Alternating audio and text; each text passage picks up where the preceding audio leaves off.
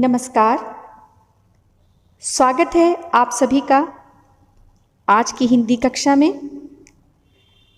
जहां पर हम श्री सूरदास जी द्वारा रचित सूर सागर के भ्रमर गीत के पदों का अध्ययन करने के लिए एकत्रित हैं। पिछली कक्षा में हमने भ्रमर गीत के बारे में कुछ संक्षिप्त जानकारी प्राप्त की थी। उसी भ्रमर गीत में से कुछ चुनिंदा पद आपके पठन के लिए आपकी पुस्तक में उपलब्ध हैं। हम आज द्वितीय पद का अर्थ और व्याख्या भाव पक्ष कला पक्ष के साथ सीखने का प्रयास करेंगे। इससे पूर्व आपने पढ़ा कि मथुरा गमन के पश्चात श्री कृष्ण अपने सखा उद्धव को गोपियों के पास ये संदेश देकर भेजते हैं कि गोपियां कृष्ण को भूल जाएं, ब्रह्म का ध्यान करें, प्रेम का मार्ग त्याग दें और योग का मार्ग धारण कर लें। तब आपने जाना कि गोपियां किस प्रकार से भ्रमर के बहाने उद्धव के ऊपर अनेकानेक प्रकार के कटाक्ष करती हैं। अपने दृष्टिकोण से वे न केवल ये सिद्ध कर देती हैं कि वास्तव में उद्धव दुर्भाग्यशाली है, जो हमेशा श्री कृष्ण के सानिध्य में रहने के बाद भी कभी उनके प्रेम के साथ लगा ही नहीं, कभी उसने उनके प्रति वैसा स्नेह और आनंद महसूस ही नहीं किया। साथ ही साथ वे अपने प्रेम की भी एक निष्ठता स्पष्ट करती हैं और कहती हैं कि सच्चा प्रेमी वास्तव में मरते दम तक अपने प्रिय के साथ ही जुड़ा रहता है। प्रत्यक्ष या अप्रत्यक्ष किसी भी रूप में वो कभी भी उससे दूर नहीं हो सकती हैं। आज जो हम पद पढ़ने जा रहे हैं वो पद भी मुक्तक के रूप में हमारे पास उपलब्ध है। भाव वही है कि वो कैसे प्रेम को सर्वश्रेष्ठ सिद्ध करती हैं, लेकिन सूरदास जी की कलात्मकता देखिए, आज वो किस तरीके से अपनी बात कहने वाले हैं उसको हम जानेंगे। क्या कहते हैं सूरदास जी और क्या कहलवाते हैं गोपियों से वे, दूसरे पद में सुनेंगे। मन की मन ही मांझ रही, कहिए जाई कौन पे उद्धव, नाही परत कही, अवधि आधार आस आवन की, तन मन बिथा सही, अब इन जोग संदेशनी सुनी सुनी, बिरहिनी बिरह दही, चाहती होती गुहारी जितही ते, उतते धार बही, सूरदास अब धीर धरे है क्यों, मर जादा न लही, मर जादा न लही। ब्रज भाषा में गोपियों के इन कथनों को समझने के लिए आइए इन शब्दों के अर्थ की तरफ चलते हैं। मांझ शब्द का अर्थ है अंदर। अवधि, समय की अवधि, जो शब्द हम अक्सर इस्तेमाल करते हैं, कालखंड, कितना समय। आधार, ये शब्द है आधार, मूल, आसरा। यहाँ पे शब्द ये सहारा की तरफ इशारा कर रहा है। आस, आशा शब्द है उम्मीद। आवन यानी है आना। बिथा शब्द तद्भव है, तत्सम में हम इसे व्यथा शब्द से समझेंगे, जिसका अर्थ है कष्ट। जोग के लिए तत्सम शब्द है योग। संदेशनी शब्द है संदेशा। बिरहिनी तत्सम में जाएंगे विरहनी, जिसका अर्थ है जो विरह में जल रही हैं, जो विरह को सहन कर रही हैं। विरह अर्थात वियोग, किसी से दूर होना, इसे हम वियोग के नाम से जानते हैं। अगला शब्द है बिरह। ठीक वैसे ही तत्सम शब्द है विरह, अभी हमने अर्थ किया वियोग। दही शब्द यहाँ पर है जली, दहन होना, जलना। दही यहाँ पे स्त्रीलिंग में इसको क्रिया को समझ सकते हैं हम। हुतिंग, हुतिंग शब्द ब्रज का शब्द है जिसका अर्थ है थी। गुहारी अर्थ है पुकारना, बुलाना। जितहीं जहां, तैं से मतलब है से, वहां से। धार है धारा। बही, बहना, बही। धीर के लिए तत्सम शब्द है धैर्य, धीरज। आपके लिए साधारण अर्थ। मर्यादा तत्सम शब्द है मर्यादा। ये शब्द है प्रेम की मर्यादा से। और लही का शब्द है रखना, पकड़ना, धारण करना। रखना शब्द ही मूल रूप से इसके अर्थ में आएगा। आइए पूर्ण रूप से व्याख्या को समझते हैं। गोपियां उद्धव से कहती हैं, हे उद्धव,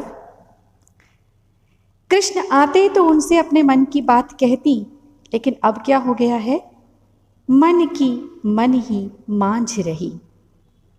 हमारे मन की तो हमारे मन में ही रह गई। अर्थात मन की बातें, मन की इच्छाएं मन में ही रह गई। कहिए जाई कौन पै उधो, हे उधो कहो किससे जाकर कहीं। बताओ ये सारी मन की बातें किससे जाकर कहीं। नाही परत कही, ये कही नहीं जाती हैं। ये हर किसी से कही नहीं जाती हैं। भाव निकला, प्रेम की बात प्रेमी से ही कही जा सकती है, इसे हर किसी के समक्ष प्रस्तुत नहीं किया जा सकता है। गोपियां अगली पंक्ति में क्या कहती हैं? अवधि, आधार, आस आवन की। आवन है आना, श्री कृष्ण का आना। आस शब्द है आशा, आने की आशा। आधार का अर्थ है आसरा, आश्रय। आने के आशा का आधार। और कब आना? अवधि, एक निश्चित समय में। एक निश्चित समय के बाद श्री कृष्ण के आने की आशा के आधार पर हमने तन मन बिथा सही। हमने अनेक कष्ट सहे, तन पर भी और मन पर भी। गोपियां कहती हैं, श्री कृष्ण लौट कर आएंगे, उनके आने की आशा के आधार पर ही हमने मानसिक रूप से भी और शारीरिक रूप से भी बहुत कष्ट सही हैं, बहुत पीड़ा सहन की है। लेकिन बदले में क्या पाया? ये देखिए, अब इन जोग संदेशनी सुनी सुनी। लेकिन तुम क्या लेकर आ गए हो? योग का संदेशा। और तुम्हारे मुख से योग के इस संदेशे को सुन सुन कर हम विरहनिया, हम वियोगनिया विरह में जलने लगी हैं। सीधी सीधी व्याख्या, विरह में जलने लगी हैं। प्रतीक अर्थ है विरह की आग में जलने लगी हैं। तुम्हारे मुख से योग के इन संदेशों को सुन सुनकर हम विरह में, विरह की आग में हम वियोगिनियां जलने लगी हैं। चाहती होती गुहारी जितहि तैं। कितने सुंदर भाव के साथ में सूरदास जी गोपियों के मुख से कहलवाते हैं। जब व्यक्ति को कोई पीड़ा होती है तो वो कहाँ पुकार लगाता है, कहाँ से उम्मीद करता है कि वो उसे बचाएगा। गोपियों ने कहा, जहां से हम चाह रही थी पुकार लगाना। चाहती होती गुहारी जितहि तैं, जहां पर हम पुकार लगाना चाह रही थी वहां से तो धारा बहकर आई है। कौन सी धारा? प्रतीकात्मक रूप में योग की धारा। ध्यान दीजिए, हमने जहां पर पुकार लगाई वहां से आनी चाहिए थी प्रेम की धारा, और वहां से आई क्या है? योग की धारा। तो गोपियां कहती हैं, ये योग की जो धारा आई है ये विरह की अग्नि को और बढ़ा रही है। प्रेम की धारा आती तो विरह की अग्नि बुझती, योग की धारा आई है तो विरह की अग्नि भड़की है। इसलिए वो विरहनियां, वो वियोगनियां विरह की आग में और जलने लगी हैं। और अंतिम पंक्ति में एक बार पुनः अपने निर्णय को सुनाती हुई क्या कहती हैं? सूरदास अब धीर धरे हैं क्यों, मर ज्यादा ना लही। सूरदास जी कहते हैं कि गोपियों ने प्रश्न पूछा उद्धव से, हे उद्धव बताओ अब हम धीरज कैसे धारण करें और क्यों धारण करें, जब श्री कृष्ण ने ही प्रेम की मर्यादा का पालन नहीं किया है। जब उन्होंने ही मर्यादा नहीं रखी है तो आखिर हम भी धैर्य को धारण क्यों करें। मर्यादा का पालन करना से यहाँ प्रेम की मर्यादा का पालन करना है, और प्रेम की मर्यादा का पालन करने से अभिप्राय है कि प्रेमी को हमेशा अपने प्रेमी के सुख का ध्यान रखना चाहिए। यदि वह अपने प्रिय के आनंद को, सुख को ध्यान में रखकर कार्य नहीं करता है तो वास्तव में वो प्रेम की मर्यादा का उल्लंघन करता है। गोपियाँ यही उलाहना दे रही हैं, यही आरोप लगा रही हैं श्री कृष्ण पर कि उन्होंने प्रेम को नहीं पाला, उन्होंने प्रेम की मर्यादा का पालन नहीं किया। तो ऐसे में हम गोपियों से धैर्य धारण करने की, योग को स्वीकार करने की या ब्रह्म की उपासना करने की वो बात कर ही कैसे सकते हैं। ये है व्याख्या दूसरे पद की। चर्चा करते चलती हूँ यहाँ पर मैं कि जब हम किसी रचना को पढ़ते हैं, सुनते हैं, समझते हैं तो सीखने समझने के लिए केवल व्याख्या या शब्द के अर्थ को ही नहीं जानना पड़ता, वाच्यार्थ के साथ साथ वहाँ पर हमें लक्ष्यार्थ या व्यंग्यार्थ को भी समझना पड़ता है। यहाँ पर कवि के भावों को समझना अत्यावश्यक है। सीधे सीधे रूप में हम इसे गोपियों के भावों के साथ जोड़ रहे हैं, उद्धव के भावों के साथ जोड़ सकते हैं। सूरदास जी उनके मुख से कहलवा रहे हैं तो सूरदास के भावों को भी समझ सकते हैं, किंतु साथ ही साथ अपनी समझ के अनुसार भी हमें उस भाव को भी पकड़ना होता है जिसे कवि अप्रत्यक्ष रूप से यहाँ कह जाते हैं।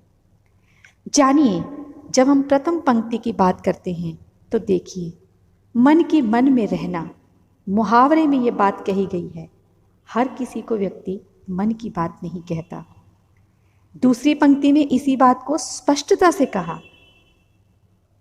बहुत सी बातें ऐसी होती हैं जो हर किसी के पास नहीं कही जाती, उसके लिए कोई एक व्यक्ति विशेष होता है जो अपना प्रिय होता है, उसी के साथ हम अपने मन की बात साझा करते हैं। तीसरी पंक्ति के अंदर देखिए, जहाँ पर भाव समझ में आता है, जब किसी व्यक्ति को कोई आशा मिल जाती है तो वो उस आशा के सहारे भी कष्ट सहन कर सकता है। कितना भी उसे मानसिक रूप से प्रताड़ित किया जाए या कितना ही उसे शारीरिक रूप से, लेकिन वो यदि वो आशा जिंदा रहती है तो उस आशा के सहारे वो उस सारे कष्ट को सहन कर सकता है।